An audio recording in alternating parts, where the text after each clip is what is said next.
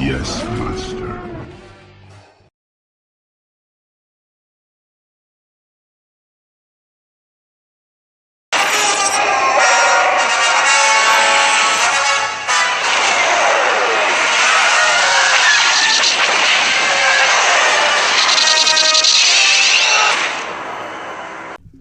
Hello everyone and welcome back to another Star Wars Galaxy of Heroes video. I'm your host Remon Azab, aka Remon with TeamSkunk, and I'm bringing you another 7-star review today.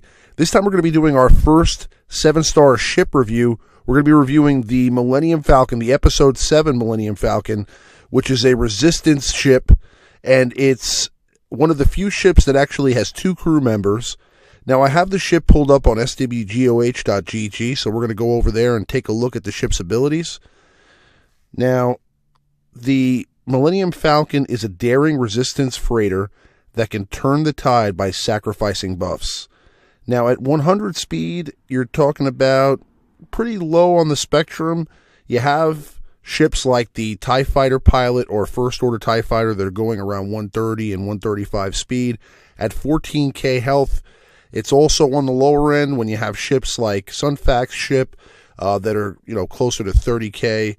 Now, overall, it's not the lowest, but it's also, definitely not anywhere near enough HP to contend with some of the more durable ships. Now, its basic ability is Quad Laser, which is deal physical damage to target enemy with a 65% chance to hit them a second time, plus an additional hit if the Millennium Falcon is buffed.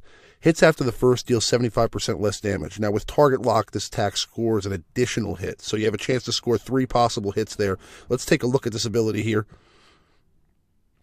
So, not bad. Again, it's not a really hard-hitting basic attack, but it does the job, just like any basic attack, I guess. But against all odds...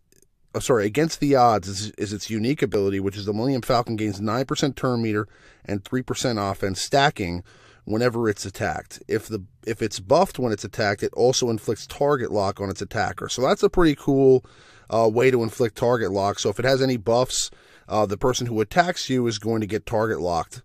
Now, Thrust Reversal is its crew ability for Rey, which is the Millennium Falcon recovers 50% protection and gains 3 stacks of the Thrust Reversal unique buff. Now, the Thrust Reversal unique buff is plus 4% evasion per stack, 1 stack lost on taking damage, and then 1 stack lost or consumed to get 100% turn meter. This is what it looks like in-game. Now, you get 3 stacks, and obviously one, I believe, is consumed at the end to give you 100% turn meter, but I've tried it a few times, and I haven't seen it work out quite like that, but that's the way I believe the mechanic is supposed to work.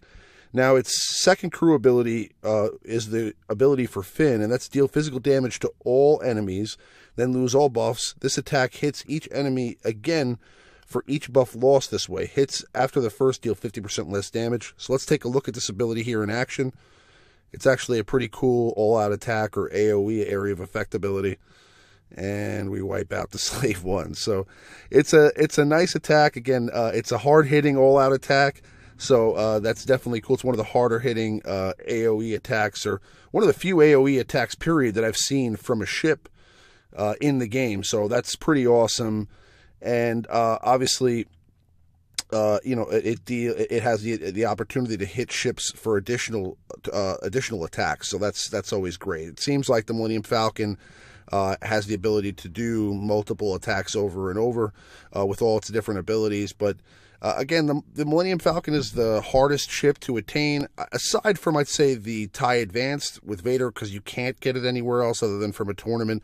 But the Millennium Falcon's only available in Fleet and Mega Packs, not even in the Fleet data cards, like the Solo Packs. Can you get one? You need to buy the Fleet and Mega Packs to have a shot at the Millennium Falcon, which also gives you Ray Shards.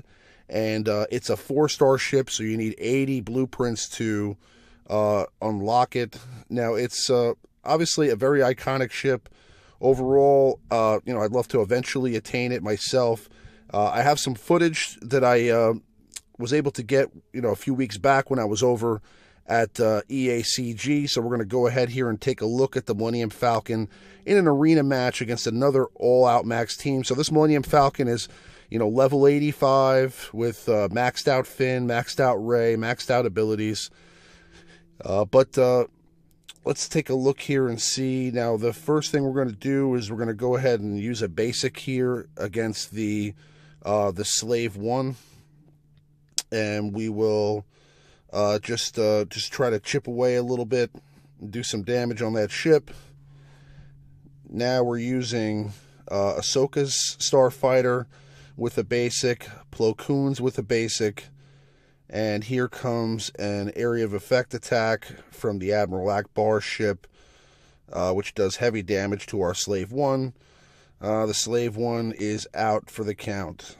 Now, we're going to use the Star Destroyer here with Tarkin and do a area of effect attack to their team, which doesn't seem like it did a ton of damage.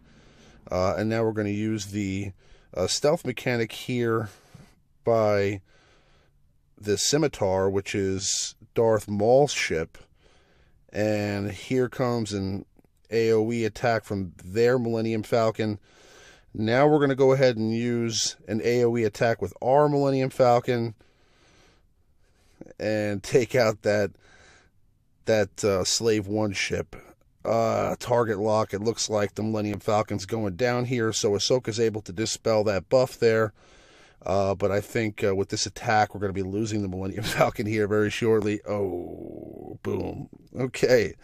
So as you can see, the Millennium Falcon is pretty squishy with that 14k HP, and this is maxed out. Now, again, we are facing another maxed out team here with this developer build, so it's kind of tough to say what it would be like if it was facing a lesser opponent. But from my experiences with it, with all ships maxed out, the Millennium Falcon just tended to not last the duration unless I was doing some sort of a challenge or something like that. Now, again, I was very inexperienced at ships when doing this recording. As you can see, I made tons of mistakes. I'm just looking at it now and seeing that, there's tons of things I now, with the experience that I have, would have done a little bit differently. But this was really the first opportunity that I had to even touch ships. So, we're really just trying to, figure out what the best way to attack it was, and obviously there's a sharp learning curve. But as you can see, the Millennium Falcon is a great ship. It has really cool abilities. I'm imagining as time progresses and we get more ships, it may have some better synergies with some other ships. Right now, I'm looking at a lot of different ships that have a lot more potential than the Millennium Falcon at the moment. I'm definitely a bigger fan of the Slave 1, the Scimitar, ships like that, and those ships are actually attainable. So to go out of your way and get yourself a 7-star Millennium Falcon, it's going to cost you a pretty penny. So is it worth the investment? I think not at the moment, but definitely a really cool ship that I'd like to get at some point. Anyways, as always, I appreciate you guys checking out the video. If you have any questions, please come on over to our TeamSkunk Discord at www.teamskunk.com and follow the instructions to Discord. You can send me a private message there if you'd like to chat. Otherwise, if you guys have any questions, leave a comment in the comments section. As always, like, comment, subscribe, and I'll see you guys on the next one. May the Force be with you guys.